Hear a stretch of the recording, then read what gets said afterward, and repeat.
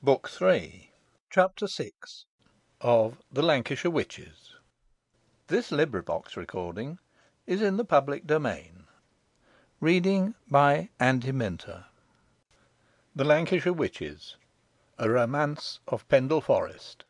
By William Harrison Ainsworth. Book 3. Hoghton Tower. Chapter 6. Hoghton Tower. About a month after the occurrence last described, and early on a fine morning in August, Nicholas Assheton and Richard Sherborne rode together from the proud town of Preston. Both were gaily attired in doublets and hose of yellow velvet, slashed with white silk, with mantles to match, the latter being somewhat conspicuously embroidered on the shoulder with a wild bull worked in gold, and underneath it the motto "Malgré le tort."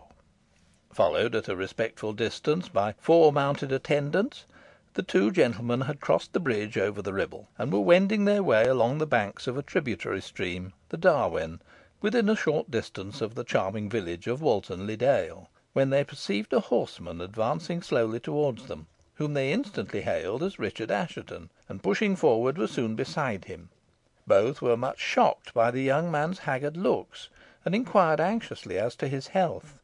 But Richard bade them, with a melancholy smile, not to be uneasy, for all would be well with him ere long. "All will be over with you, lad, if you don't mind, and that's perhaps what you mean," replied Nicholas. "But as soon as the royal festivals at Hoghton are over, I'll set about your care, and what's more, I'll accomplish it, for I know where the seat of the disaster lies better than Dr. Morphew, your family physician at Middleton.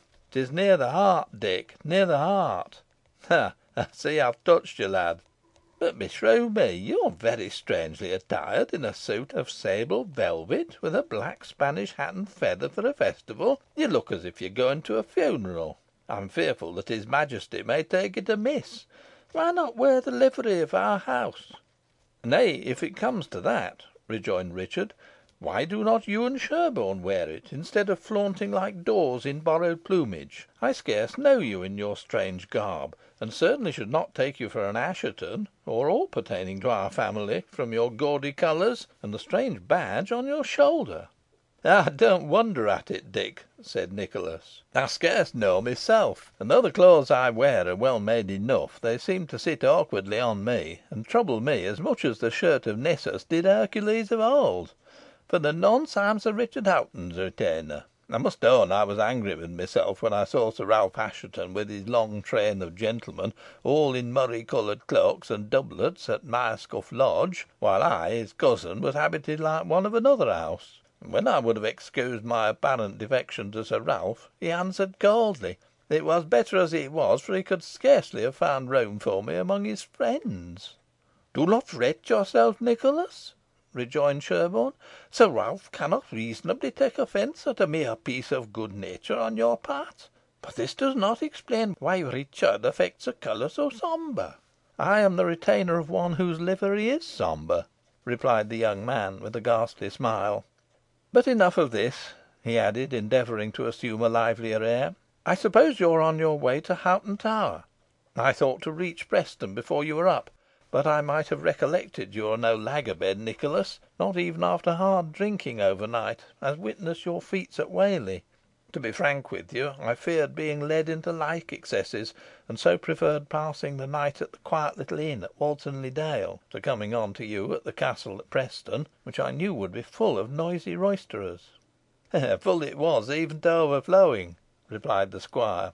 "But you should have come, Dick, for by my troth we had a right merry night of it. Stephen Hamerton of Ellyfield Peel, with his wife and his sister, sweet Mistress Doll Lister, supped with us, and we had music, dancing, and singing, and abundance of good cheer. Zounds, Dick, Doll Lister's a delightful lass, and if you can only get Alizon out of your head, would be just the wife for you. She sings like an angel, has the most captivating sigh and die away manner, and the prettiest rounded figure ever bodice kept in. Were I in your place, I should know where to choose. But you'll see her at Hoghton to day, for she is to be at the banquet and masque." "Your description does not tempt me," said Richard. "I have no taste for sigh and die away damsels. Dorothy Lister, however, is accounted fair enough, but were she as fascinating as Venus herself, in my present mood I should not regard her. I' faith, lad, I pity you, if such be the case," shrugging his shoulders more in contempt than in compassion. "Waste not your sympathy upon me," replied Richard, "but tell me how went the show at Preston yesterday?" "Excellently well, and much to his Majesty's satisfaction," answered the squire. "Proud Preston was never so proud before, and never with such good reason; for if the people be poor, according to the proverb, they take good care to hide their poverty. Bombards were fired from the bridge, and the church bells rang loud enough to crack the steeple, and bring it down about the ears of the deafened lieges. The houses were hung with carpets and arras, the streets strewn ankle deep with sand and sawdust. The cross in the market place was bedecked with garlands of flowers like a maypole, and the conduit near it ran wine. At noon there was more firing, and amidst flourishes of trumpets, rolling of drums, squeaking of fifes, and prodigious shouting, bonny King Jamie came to the cross, where a speech was made to him by Master Breers, the recorder. After which the corporation presented his Majesty with a huge silver bowl, in token of their love and loyalty. The King seemed highly pleased with the gift, and observed to the Duke of Buckingham, loud enough to be heard by the bystanders, who reported his speech to me, 'Gude Santy, it's a braw Bickersteiny, and might serve for a christening cup if we had need of siccan a vessel, which Heaven be praised we hanna.' After this there was a grand banquet in the town hall, and when the heat of the day was over, the King left with his train for Hoghton Tower, visiting the alum mines on the way thither. We are bidden to breakfast by Sir Richard, so we must push on, Dick, for his Majesty's an early riser like myself. We're to have rare sport to day, hunting in the morning, a banquet, and, as I've already intimated, a masque at night, in which Sir George Goring and Sir John Finett will play, and in which I have been solicited to take the drolling part of Jem Tosspot. Nay, laugh not, Dick. Sherborne says I shall play it to the life, as well as find some mirthful dame to enact the companion part of Doll Wango. I've spoken with two or three on the subject, and I fancy one of them will oblige me. There's another matter in which I am engaged. I am to present a petition to his Majesty from a great number of the lower orders in this county, praying they be allowed to make their diversions, as of old accustomed, after divine service on Sunday.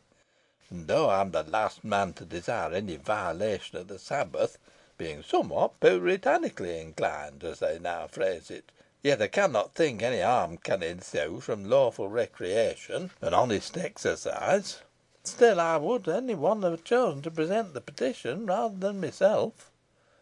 "Have no misgivings on the subject," said Richard, "but urge the matter strongly, and if you need support, I will give you all I can, for I feel we are best observing the divine mandate by making the Sabbath a day of rest, and observing it cheerfully. And this, I apprehend, is the substance of your petition."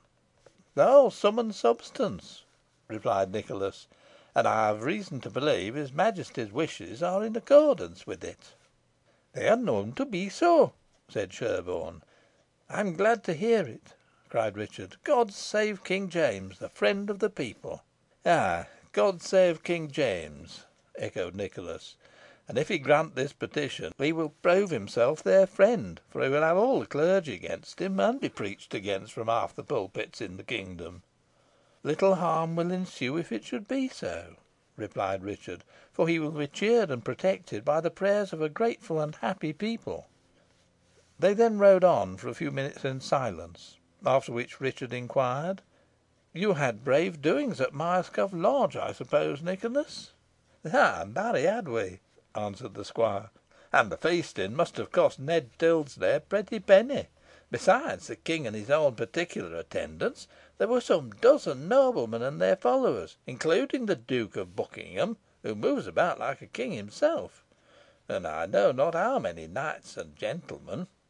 Sherborne and I rode over from Dunnow, and reached the forest immediately after the king had entered it in his coach, so we took a short cut through the woods, and came in just in time to join Sir Richard Hoghton's train as he was riding up to his Majesty.